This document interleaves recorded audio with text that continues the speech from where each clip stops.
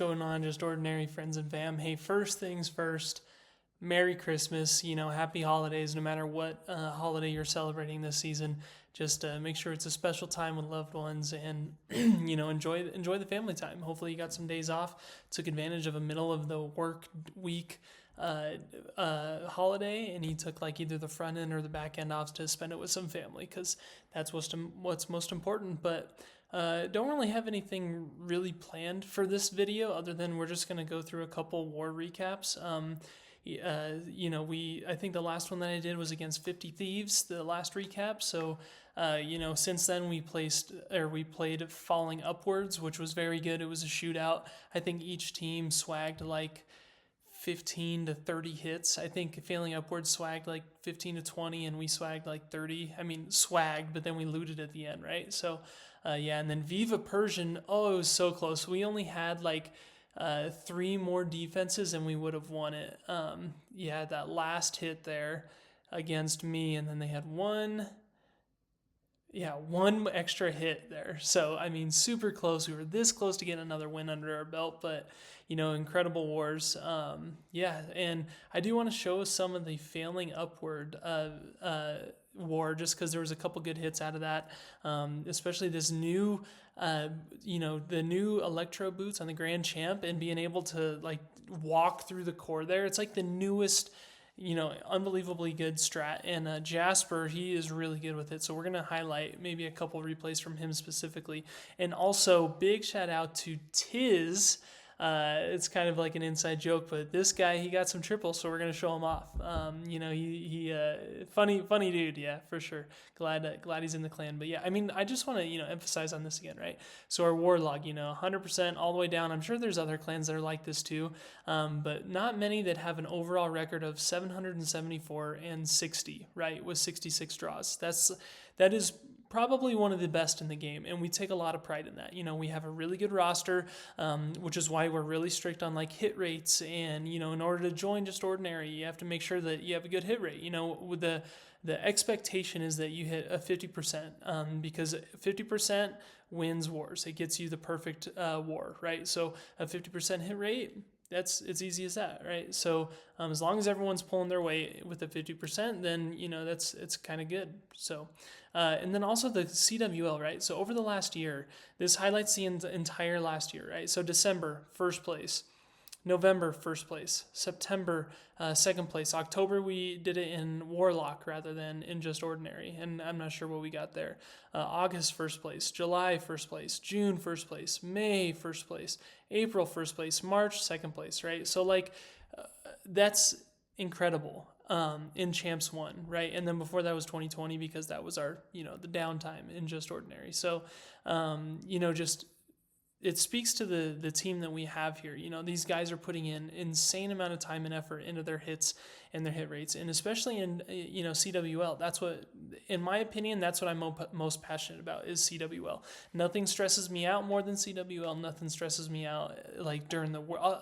I'll just log in, every couple hours just to see, what the hits were, and I'm like, hey, does anyone need a plan? Let's see if there's any bases that we know of that we can YouTube or look at other friendly challenges, or if any of us have them saved, so we really take pride in our CWL. So that this page right here really impresses me, and I'm really hoping that we continue that into 2025, because that's what we're shooting for.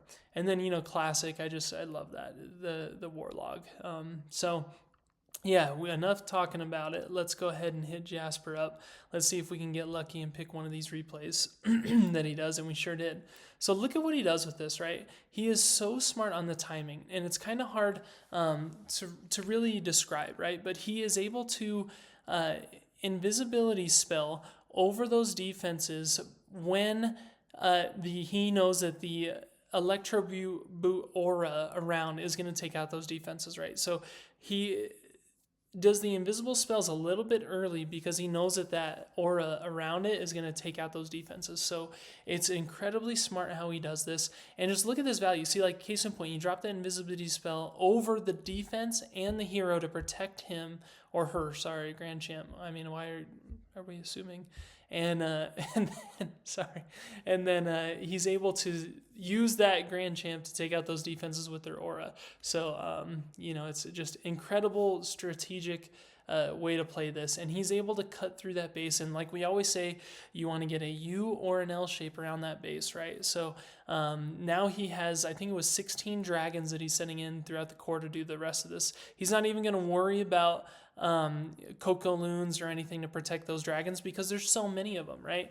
And then he uses that queen on the backside to take out either air defenses, sweepers, builder huts, whatever the case may be. But it's such a strategic attack, and he's so good at executing this. That's why he's ranked, one of his accounts is top, I think it was like top 50 yesterday. And now, he's got 3 accounts in the top 1,000. So he's always been a very valuable member. I was really excited when he came over from Supreme Cleave a few months ago. I used to war with him back in Supreme Cleave when I was with them. And something just pulled the trigger on him wanting to join over to Just Ordinary, and now he's here. So, excellent hits by Jasper as always. And all of his hits are like this. I mean, he has probably, one of the best triple hit rates in the clan. And, he just, if it's not broke, don't fix it, right?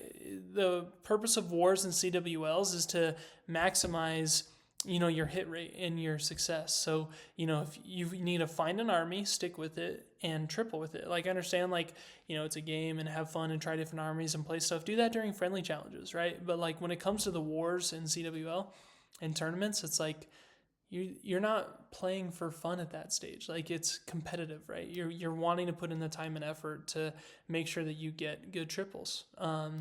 So let's see who else we can highlight here. KC. So for those of you who don't remember, KC was OGJO from 2019. Since then, I think I met him through Short Bus Gamers back in that toxic clan. I'll say that publicly. Oh my God. That leader JR, man, he is something special. I'll tell you that. Just to go down little history lesson real quick. Back then, he and I had a couple situations where we didn't agree, and I even gave him a Champs 1 clan called Legacy, and it had an insane hit rate or war log. I think it was like 55-1 or 55-2, and it was a Champs 1 team, and I gave him the Champs 1 CWL, and I gave him the clan as like a peace offering. I was like, hey man, let's call it good. Let me give you this clan. We'll make sure that we're all set, fresh start. And then as soon as I gave him that, he started more drama. And then he got that clan demoted to like a Masters clan. I mean, that's just like typical.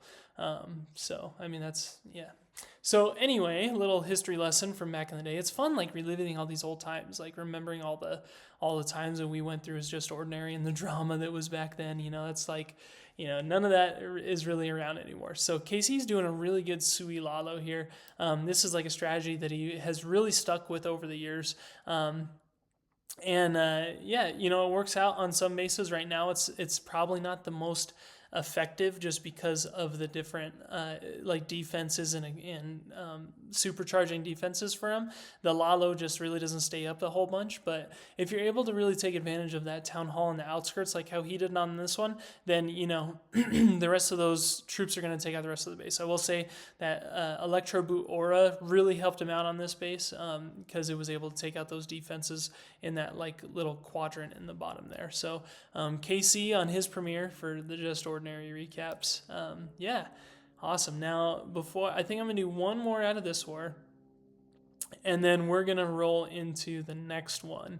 Let's see. We're just going to pick a random one. Ready? 3, 2, 1, Max. Okay, so this guy, Max, he is another relatively new person in Just Ordinary, and he's from Germany, and he's actually old ITD. For those that remember, in the dark, he was actually one of the members there. So that speaks for himself. From back in the day, he has a lot of experience, and ITD was one of the most feared clans in the game back in the day. So I'm glad that he's with us now, and hope he sticks around and is a productive member of this clan. So he's doing a great it's like the hybrid air attack. So he's doing the drags, loons, and dragon riders over the core of that base while he does the blimped Yeti bomb to the town hall. And it pays off as long as you're able to get that Yeti to the town hall and take out. Now that they upgraded the CC to having 3 Yetis, like it's almost impossible to not take out the town hall with 3 Yetis. I mean, with 2 of them on Town Hall 16, it was like 95% chance it was going to happen. But now it's like Town Hall 17, 100% chance. Just as long as there's not like a Invisi core on the town hall to where it's gonna make sure that like it goes invisible and then the Yetis attack something else, right? So all right, let's go into Viva Persian. Again, we were so close to that extra win on this win streak. That's the thing about spinning 45V wars. The level of competition is just a lot higher. And, when you play these guys in 45E, it's like most of them have a perfect war, every war for their entire war log. Same with 50Vs. That's why I've found that 40V wars is kind of like the sweet spot. That and below, I mean, yeah, you still get a lot of those clans that really go crazy. But it's really not as bad as like the 45 and the 50Vs. So 40V is kind of our sweet spot. So here is Tiz. All right, Tiz's debut. This is I've seen this base once or twice in Legend League before, and you're gonna see Tiz just destroy it, which is awesome. I'm glad he's gonna be on this video. I hope he comments underneath this. So using that Warden walk with the jelly, taking out those defenses as far as he can, and then it looks like he's gonna be doing the fireball right over the core, hopefully to get those spitters and the enemy CC.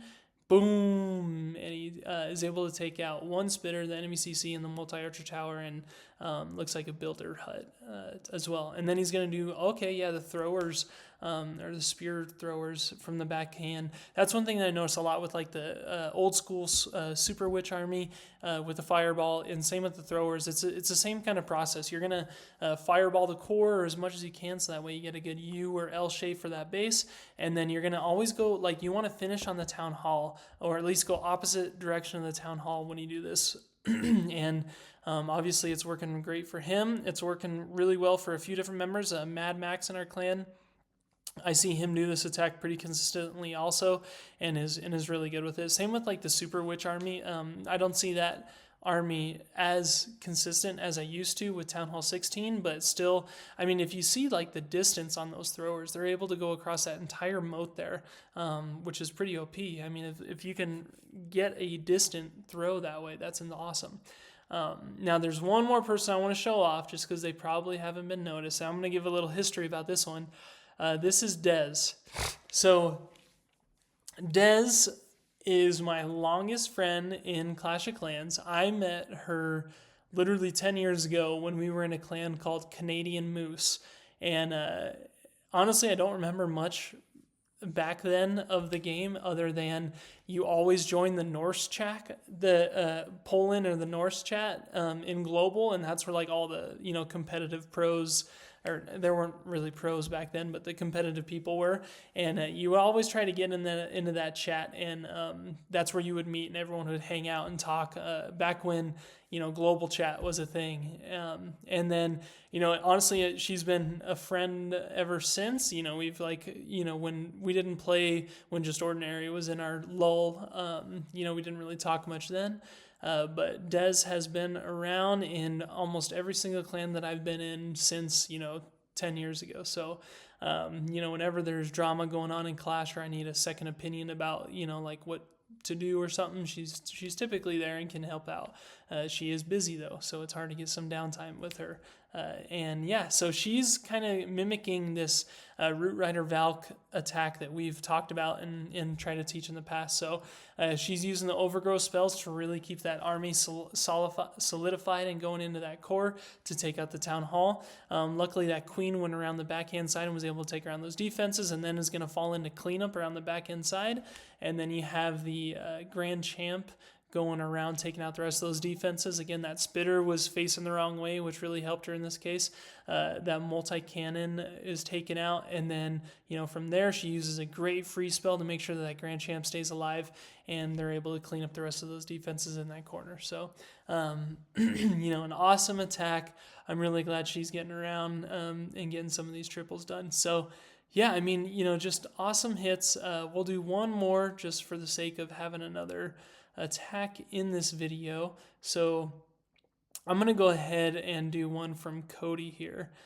So Cody, or Caraxes, if you can see, Cody, I'm going to give a little history about Cody as well. I hope that's kind of fun. You guys are kind of getting the history of all these members also. But Cody is kind of like my right-hand man, Just Ordinary, right now. He really helps out with a lot of different things, one of which being like whenever we need to look over bases for wars, or if we ever need to talk to members about underperforming, or he's just super helpful basically in anything that I could ask for. So he's also really good.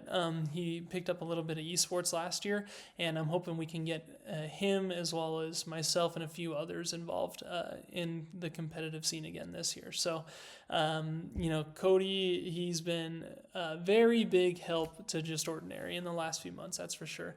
And the coolest thing about him, he's like so awesome. Like, he's super into CrossFit. He actually owns a Wagyu farm. Like, how cool is that? So if you need steaks, hit him up. He's got you. I'm about to order some actually as well. So super cool dude. I really enjoy his time. Vet friendly. I'm always a friend of the people that get along with veterans, just because I am one. And he just does an insane attack here. He does that Invisi Grand Champ charge into the base, and then does 15 drags around the outside. And all that is just using spells to stay smart around the back end. So I hope you guys enjoyed this video. Getting a little war recaps and some history of Just Ordinary and some of the members that are inside. I'm going to keep doing this as we go to give a little bit shout outs, like what the members' involvement is. Next up, I'm probably going to be talking about Infinity. Yeah, that dude, we got a good history. So in the next video, I might give him a shout out and a little solo intro about my involvement with him. And then, I don't know, a few others that are standouts in the clan that have really helped over the years. So once again, thank you guys very much for tuning in. We're trying to get this YouTube growing and getting our esports up and about. So any, sharing, tagging, commenting, liking, all those things that all the creators say, would really appreciate it. So that way we can start making our name and getting Just Ordinary on the top. So appreciate your time. Merry Christmas. Hope you guys have a happy holidays, and we will talk on the next video. Thanks.